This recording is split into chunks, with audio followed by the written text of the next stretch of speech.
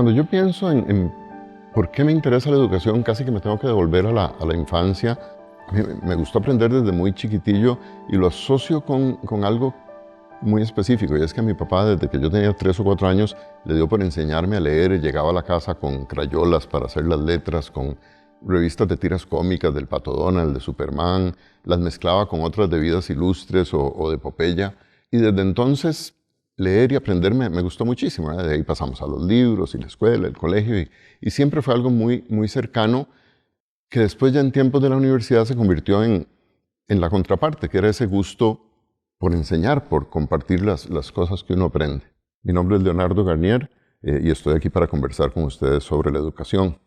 Hablando de educación costarricense, me parece importante, sobre todo hoy que hemos estado enfrentando este problema de la pandemia, recordar tal vez una de las crisis más grandes que afectó a la educación en Costa Rica, la de los años 80.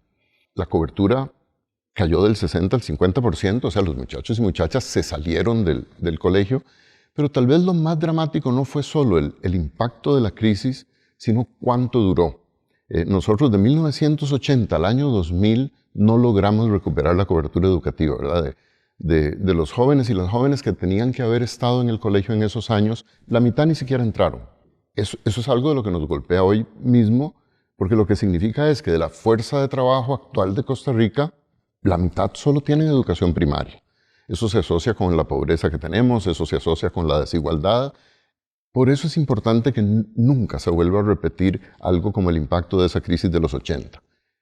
Empezamos a recuperarnos a partir del año 2000 y tal vez lo más bonito es que hemos logrado reducir las brechas. O sea, siempre hablamos de educación inclusiva sin saber de qué estamos hablando, pero en esos años la brecha urbano-rural se redujo a menos de la cuarta parte. La brecha que separa a los hijos de familias de más ingreso y las de menor ingreso se redujo a un 30% de lo que era antes. O sea, hoy cada vez es menor esa brecha. Y una de las más difíciles es que la brecha en escolaridad de los hijos y las hijas de las familias más educadas y menos educadas también es una brecha que se ha venido cerrando. Y eso yo creo que es importante verlo como parte de los logros de nuestra educación. Pero claro, la educación no es solo un tema de cobertura, no es solo a cuánta gente le llegamos. Uno más bien tiene que preguntarse, ¿educación para qué? ¿Qué es lo que entendemos por educación? A mí siempre me ha llamado la atención un debate, casi diría que de siglos en educación. Son como las dos visiones opuestas, radicalmente opuestas, de qué debe ser la educación. Hay gente que piensa que la educación principalmente tiene que producir personas obedientes, capaces de seguir instrucciones. Es esa idea de que un buen estudiante es el estudiante bien portado, obediente, que respeta a sus mayores. Y hay otra visión de la educación que lo que piensa es que la educación lo que tiene que hacer es producir personas autónomas, capaces de ejercer libremente su responsabilidad o responsablemente su libertad. Y esas son dos visiones que siempre chocan en educación, ¿verdad? Queremos personas autónomas o queremos personas que simplemente sean obedientes. Eso debiera marcar todos los aspectos de la educación. Debiera reflejarse en la parte académica. Si yo quiero personas autónomas, necesito que tengan un dominio de las disciplinas, que manejen el lenguaje, que manejen la comunicación, que sean capaces de dominar el lenguaje matemático, que tengan una buena idea de qué significa pensamiento científico, ¿verdad? No es creer las cosas porque alguien me lo dijo o porque la mayoría de la gente cree que esto es así. Tener la capacidad para discernir cuando un argumento tiene información lógica, es creíble, y cuando simplemente nos están metiendo un cuento, aunque nos lo meta alguien muy famoso o mucha gente. Pero la educación va mucho más allá de lo académico. No solo nos forma para el trabajo, sino que la educación nos tiene que enseñar a vivir y a convivir. Lo cierto es que vivir con los demás y vivir bien con los demás es mucho más difícil que resolver una ecuación matemática. Cuando estamos pensando en que somos muy distintos en la sociedad, yo no quiero que la gente se tolere. Yo quiero que la gente disfrute las diferencias, que disfrute la diversidad que tenemos en la sociedad. Y un sistema educativo debiera estar orientado a formar en ese disfrute de eso que la verdad es lo que hace la vida muy, muy rica, y es que somos muy, muy distintos. Pienso que poco a poco el sistema educativo nuestro ha ido integrando muchos de esos aspectos de cómo aprender a vivir con los demás, ha ido mejorando académicamente, tiene retos muy grandes. Los problemas de largo plazo siempre se ven marcados por cosas que pasan en el momento. Y hoy lo que está pasando es que el mundo enfrenta una pandemia y los sistemas educativos de todo el mundo están siendo puestos a prueba por la pandemia. Nosotros el año pasado prácticamente no tuvimos clases. Eso obligó al Ministerio de Educación en Costa Rica a empezar a experimentar con un montón de mecanismos de educación a distancia, y si usamos internet, si usamos televisión. Yo creo que ahí debiéramos entender por lo menos dos cosas. Uno, hay un impacto negativo. Va a haber una pérdida de aprendizajes y los esfuerzos durante este año y durante el año entrante van a tener que ir dirigidos, uno, a no perder a ningún estudiante, a que no nos vuelva a pasar lo que nos pasó en los 80. Pero si bien la pandemia tiene estos efectos negativos de los que nos tenemos que defender, a mí hay una cosa que la verdad me ilusiona, y es que la pandemia nos ha obligado un poco a la fuerza a hacer cosas que debimos estar haciendo desde hace mucho.